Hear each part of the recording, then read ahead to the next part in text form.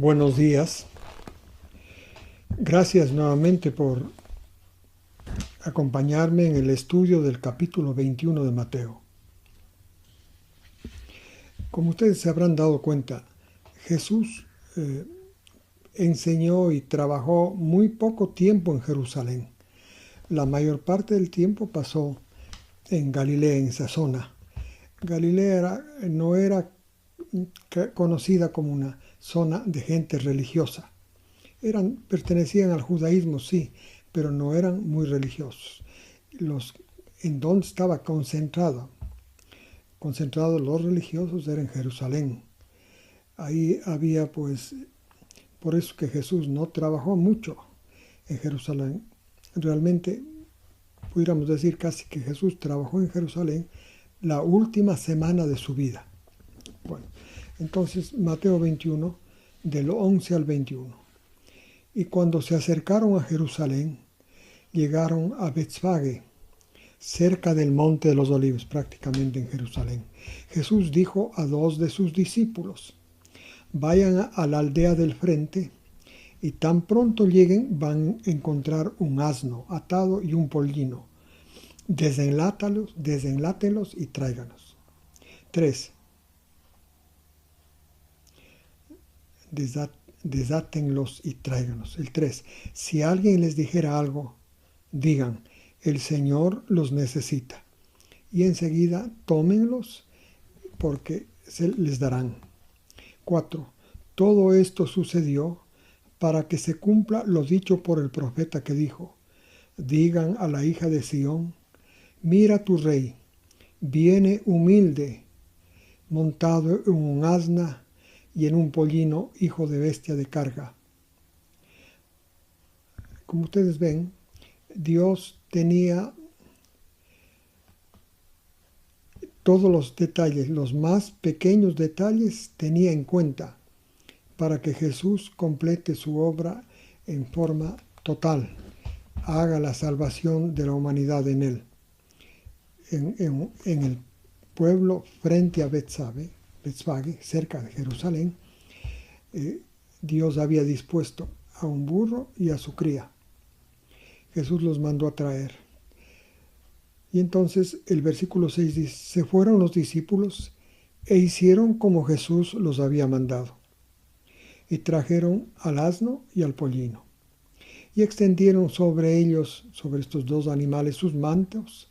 Y Jesús se sentó sobre ellos. La mayoría de la multitud que le seguía, que estaba con él, extendió sus mantos como una alfombra sobre el camino. Otros cortaban ramas de los árboles y los tendían en el camino. 9. Y las multitudes que iban delante de él y los que iban detrás gritaban: Hosana al Hijo de David, bendito el que viene en el nombre del Señor, Hosana en las alturas. Entonces esta multitud que venía ya con él desde Jericó y otros desde Galilea, subieron pues acompañándolo, llegaron a las puertas de Jerusalén, al pueblo de Betzfage, muy cerca del Monte de los Olivos, y entonces cuando vieron que Jesús se sentó, ellos enseguida participaron, pusieron sus mantos en el camino, y otros, como leímos, pusieron ramas en el camino para que Jesús, montado en un burro y en su cría, camine, vaya hacia Jerusalén. Era conocido, como leímos, una profecía que hablaba que el rey Mesías, cuando venga a Jerusalén, vendrá en esta forma, como un rey de Israel, montado en un animal de carga, no en un animal de guerra, ni un animal majestuoso, por ejemplo, como es el caballo, en un burro, mostrando su humildad. Y entonces, la gente se sumó. No entendían totalmente, pero sí sabían que Jesús era el Mesías. Algunos de ellos sabían que era el Mesías, y entonces querían hacer una entrada con Jesús, el Mesías, a Jerusalén. Otro dato importante es que, ¿recuerdan ustedes la profecía de Daniel de Daniel 9, que Dios cortó del tiempo determinado para la humanidad, desde más de 6.000 años, cortó 70 semanas de años, o sea, 490 años. Ese día se cumplían las 69 semanas. Y una semana, Dios determinó así, para Israel sería al fin, después que termine el tiempo de los gentiles. Diríamos, para tener una idea, no muy precisa, pero es una idea, cuando Estados Unidos ataque a Irán y posteriormente caiga a Estados Unidos, un poco tiempo después, se acabó el tiempo de los gentiles y ahí empiezan los 7 años. Ahí empieza la última semana de años cortada para Israel. Bueno, y entonces llegaron hacia Jerusalén, las multitudes iban gritando, Hosana al Hijo de David. La palabra Hosana, una palabra que expresa adoración en voz alta a Dios. Estaban haciendo una adoración a Dios porque el Mesías Rey se había cumplido la promesa del Mesías Rey, estaba entrando en Jerusalén. Ellos creían que iba a quitarles del dominio, a vencer, a derrotar el dominio romano para instalar el reino de Israel, el reino de Dios ya en la tierra. Y entonces gritaban también Hosana en las alturas al Padre, a su Hijo, digamos al Mesías, ¿no es cierto? Que ellos no entendían que era el Hijo, al Mesías. Y entonces el versículo 10, cuando entró en Jerusalén, se agitó toda la ciudad, diciendo, ¿quién es este? Y las multitudes contestaban, las que vinieron con Jesús, este es Jesús, el profeta de Nazaret de Galilea. ¿Quién es este? No sabían quién era Jesús. Por esto les dije, Jesús muy poco trabajó en Jerusalén. Lo que, por supuesto, sí habían oído hablar de él, por los milagros y las multitudes que le seguían, que había venido un hombre prodigioso a Israel. Sabían de eso, pero no le reconocían como más que eso, una persona que tenía mucha aceptación entre la gente y que había hecho milagros. Pero debo decirles que ya habían venido otros que decían que era el Mesías y que gozaron asimismo de un arrastre popular por un tiempo, pero después no. Así es que por esto preguntaron, ¿quién es este? Y la multitud contestaba, este es Jesús de Nazaret, Jesús, el profeta de Nazaret en Galilea. No le reconocían como Mesías la multitud que le seguía, porque como Mesías le conocieron solamente el grupo de discípulos que andaban con Jesús. Bueno, y entonces directamente Jesús en Jerusalén no se fue a las plazas principales, no se quedó en las zonas, fue directamente al templo, a la casa de él. Jesús, el 12 al 14, entró en el templo y expulsó a todos los que vendían y compraban en el templo. Y las mesas de los que cambiaban dinero volcó, también los asientos de los que vendían palomas. 13. Y les dijo, al hacer esto, mi casa será llamada casa de oración, pero ustedes la han hecho cueva de ladrones. 14. Se acercaron entonces, después que dijo esto, se acercaron a él en el templo, ciegos y cojos, y él los curó. Muy bien, Jesús entraba a su casa, al llegar a Jerusalén, al entrar en Jerusalén, fue a su casa, el templo, la limpió, porque la habían convertido en cueva de ladrones. Jesús, y después de eso, la multitud necesitada, la gente necesitada que estaba en el templo, no solo la multitud que vino con Jesús, sino la que estaba en el templo, se acercaba a Jesús, los que necesitaban de él, los ciegos y los cojos, y Jesús los curó a todos. Tan pronto hizo esto Jesús, versículos 15 al 17, viendo los sumos sacerdotes y los escribas las maravillas que hizo, y a los muchachos gritando en el templo, diciendo, Hosana al Hijo de David, se afligieron e indignaron. 16. Y le dijeron: ¿oyes lo que estos dicen? Jesús les respondió: ¿nunca leyeron que la boca de los pequeños y de los lactantes perfeccionaste la alabanza? Refiriéndose a que Dios iba, como su pueblo no lo alababa, no le reconocía, que Dios iba a levantar de los muchachos, como estaba ocurriendo en ese momento, y de los lactantes, la alabanza a Dios por haber enviado al Mesías, por haber reconocido que Dios envió al Mesías. Y tan pronto les dijo Jesús esto a los dirigentes máximos del judaísmo, escribas y sumos sacerdotes. Y entonces les dejó y se fue a Betania y pasó la noche allí. Jesús no pasaba en Jerusalén porque tenía cuidado de que no le maten antes que llegue la Pascua. Fue a Betania y entonces ahí tenía amigos. 18 al 22.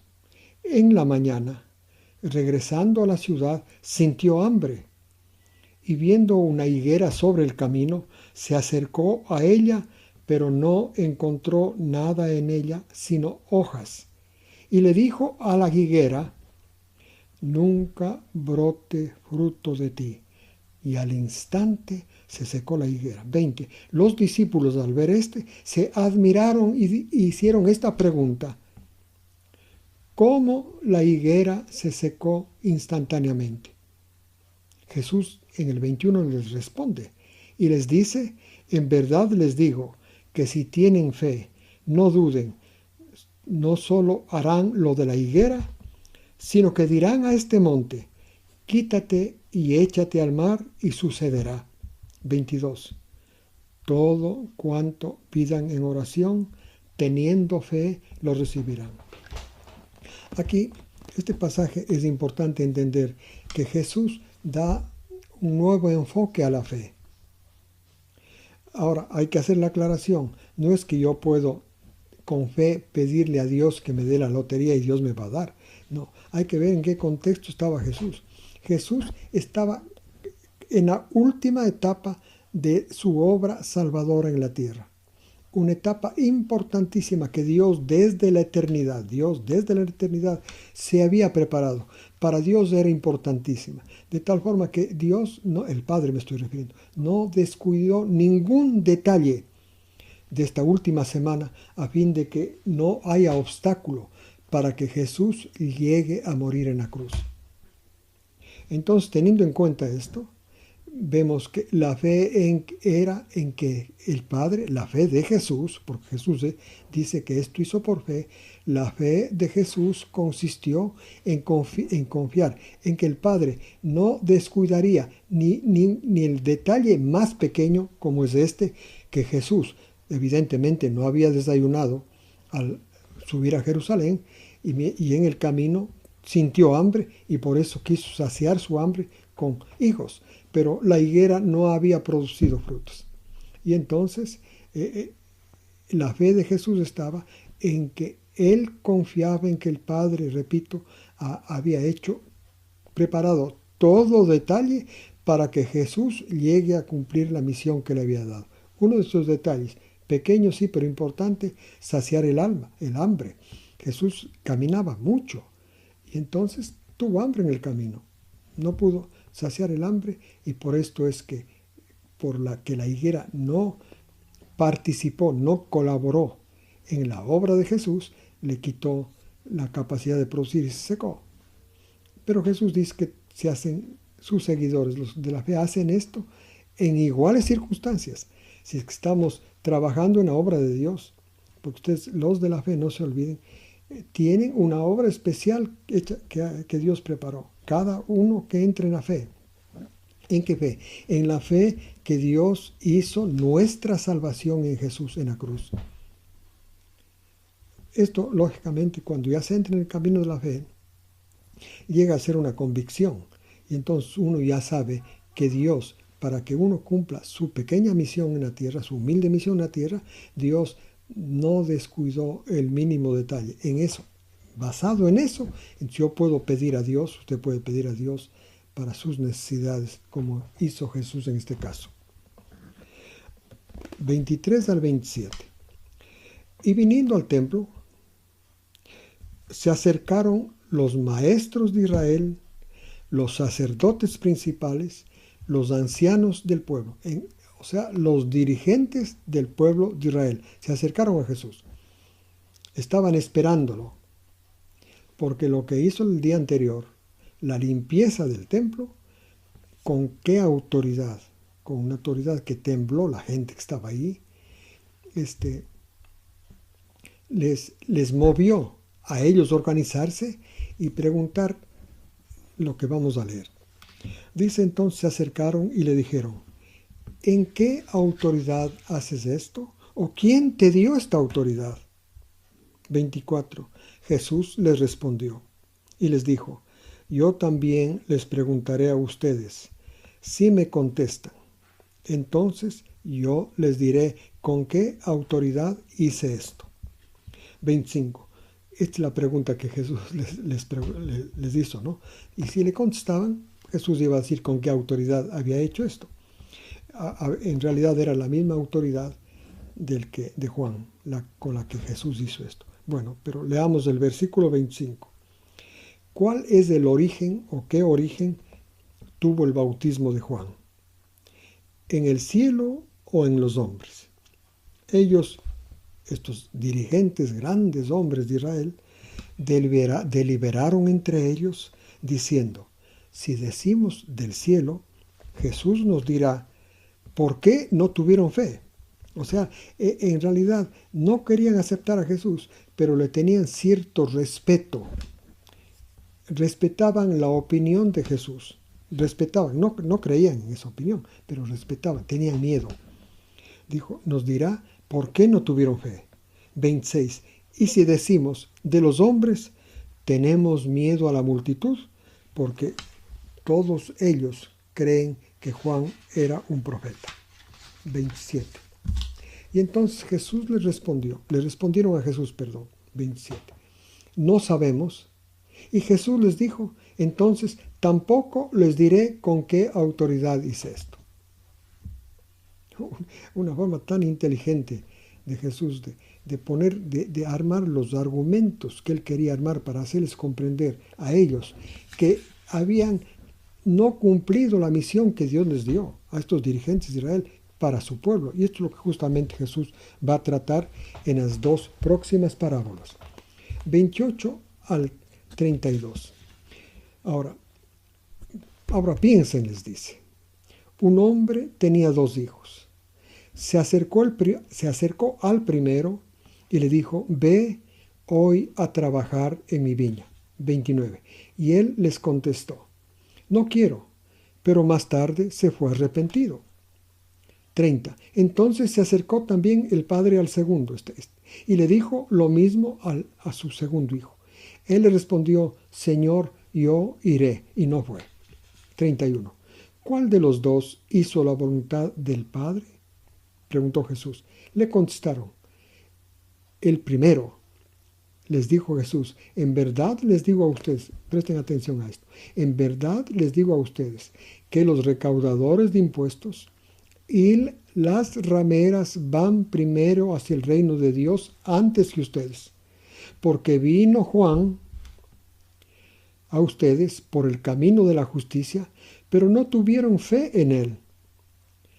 Sin embargo, los recaudadores de impuestos y las rameras tuvieron fe en él. A pesar de esto, ustedes vieron esto y no se arrepintieron para tener fe en él. Esta contestación que ellos no quisieron darle a Jesús, ¿recuerdan? No quisieron darle. Jesús le está explicando por qué. Pero hay otro detalle también. Aquí el Padre representa pues a quién, a Dios, ¿no es cierto? Ahora, el Hijo mayor, ¿a quién representa? El que dijo no quiero y fue.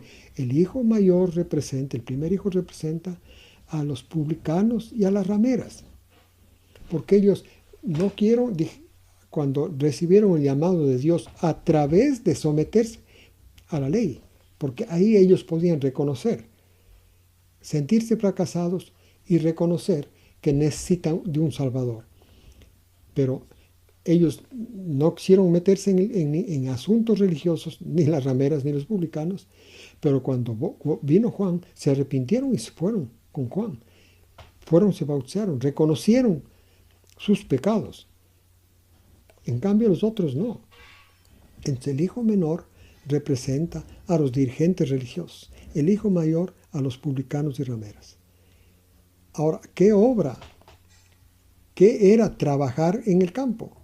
Trabajar en el campo, según lo que acabamos de leer de Jesús, es el hecho de ir. Trabajar en el campo es el hecho de ir donde Juan, tal como Juan el Bautista, tal como hicieron los publicanos y las rameras. Esa era la obra que tenían que hacer en el campo.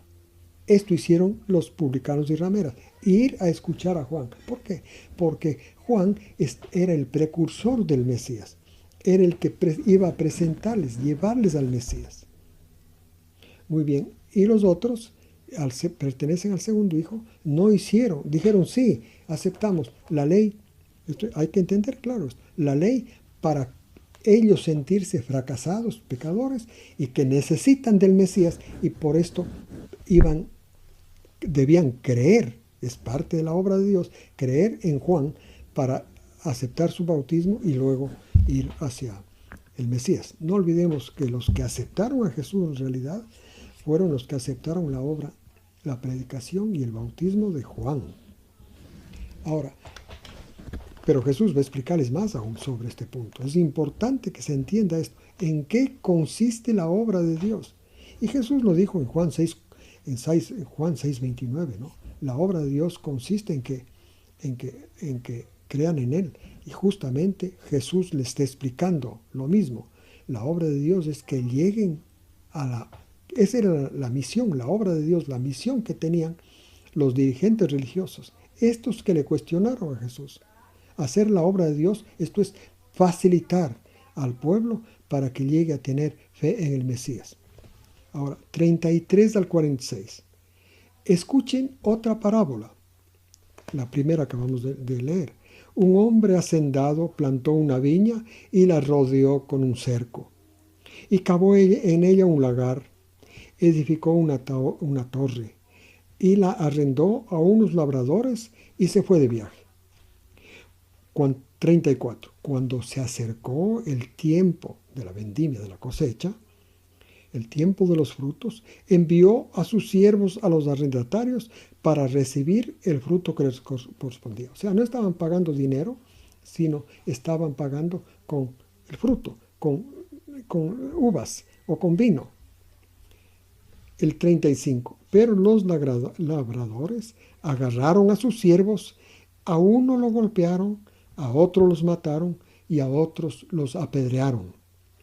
36. Nuevamente envió a otros siervos, a más siervos, más que la primera vez. Y les hicieron lo mismo. 37. Entonces, posteriormente, les envió a su hijo, diciéndose el dueño, respetarán a mi hijo. 38. Pero los labradores, viendo al hijo, se dijeron entre sí, este es el heredero. Vengan, matémoslo y nos apoderaremos de su heredad. 39. Y le agarraron, le arrojaron fuera de la viña y le mataron. 40. Entonces les preguntó Jesús, cuando venga el señor de la viña, ¿qué hará a esos labradores? Ellos, los principales, los sumos sacerdotes, los ancianos, los maestros, los escribas, ellos le contestaron, destruirá a esos indignos y malos y arrendará la viña a otros labradores que paguen, que le den el fruto, que le paguen al tiempo apropiado. 42. Jesús les dijo, ¿nunca leyeron lo que dijo la Escritura? La piedra que repudiaron los constructores llegó a ser la piedra fundamental del ángulo. El Señor hizo esto. Esto es maravilloso a nuestros ojos. 43. Por medio de esta les digo a ustedes que será quitado de ustedes que será quitado de ustedes el reino de Dios y dado a los gentiles, para que hagan ellos los frutos que corresponden. 44. Y les digo además que la piedra, que el que caiga sobre esta piedra se romperá, y sobre quien caiga la piedra lo pulverizará. 45.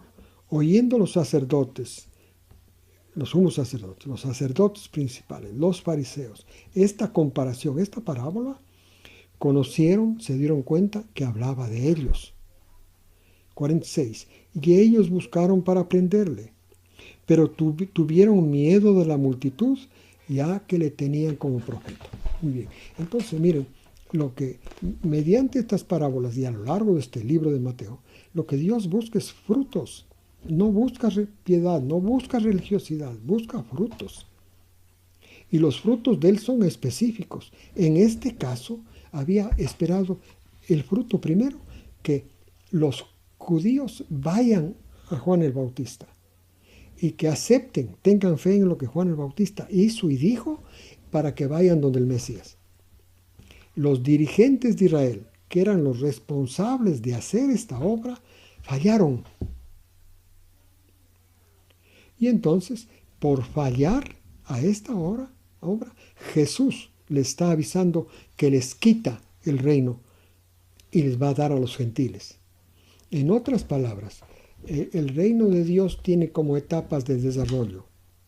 La etapa que corresponde al tiempo en que estaba Jesús ahí en Jerusalén era la etapa en que los dirigentes del pueblo, del reino de Israel, los dirigentes faciliten, enseñen, hagan lo que sea para que el pueblo preste atención a lo que decía Juan el Bautista, crea en él y puedan ir al Mesías. No hicieron esta obra. Por esta razón, Dios les quitó el reino y les dio a los gentiles. Pero luego hay otro interesante punto.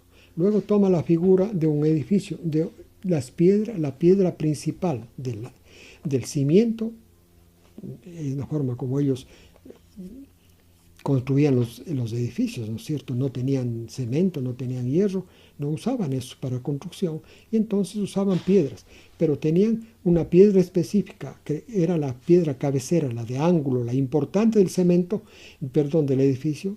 Si es que no había una piedra de estas características, el edificio podía caerse, derrumbarse, y entonces por eso era tan importante esa piedra de ángulo, la cabeza de ángulo, que representaba a Jesús, y que los constructores de ese edificio, que también había sido responsabilidad de los dirigentes de Israel, no solamente preparar al pueblo para que acepte a Juan el Bautista y luego al Mesías, sino construir un edificio espiritual. Ellos ya tenían el gran edificio del templo. No, había sido otro edificio, un edificio espiritual en el cual el fundamento, la cabeza, la piedra principal era el Mesías. Y los miembros, las piezas de ese edificio, las piedras, tenían que ser preparadas por acción de estos dirigentes.